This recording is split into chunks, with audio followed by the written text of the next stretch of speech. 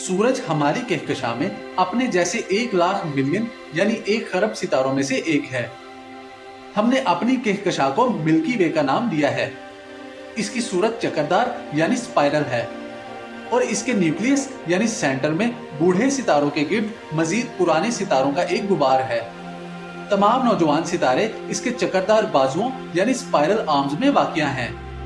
Milky वे इस कदर बड़ी है कि रोशनी को इसके एक किनारे से दूसरे किनारे तक जाने में 1 लाख नूरी साल लग जाते हैं। हमें रात के वक्त पर आसमान में दिखाई देने वाले सभी सितारे मिल्की वे कहकशां में शामिल हैं। कुछ माहिरीन फल्कियात यानी एस्ट्रोनॉमर्स के ख्याल में मिल्की वे की शक्ल चपटी चक्करदार यानी बार्ड स्पाइरल है।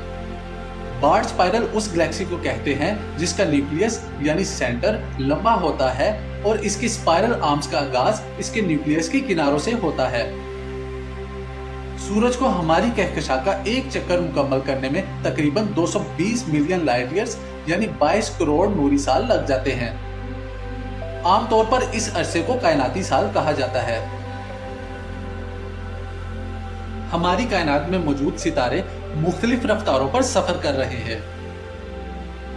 तकरीबन 1 मिलियन यानी 10 लाख नूरी साल के फासले से मिल्की वे को एक साइड से देखा जाए तो वो एक बहुत बड़े लेंस जैसी नजर आती है। इसके किनारे चपटे और दरमियान में न्यूक्लियस वाक़या है और न्यूक्लियस के गिर्द कदीम तरीन सितारे मौजूद हैं।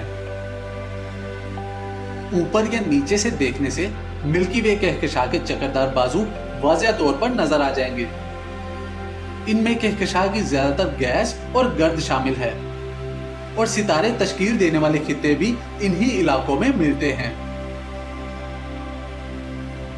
हमारा निजाम शमसी यानी सोलर सिस्टम हमारी कहकशां के मरकज यानी सेंटर से 25,000 लाइट ईयर्स दूर है और हम अपनी कहकशां को रात के वक्त आसमान पर चमकते हुए सितारों के एक बहुत बड़े मिल्की रिवर के तौर पर देखते हैं।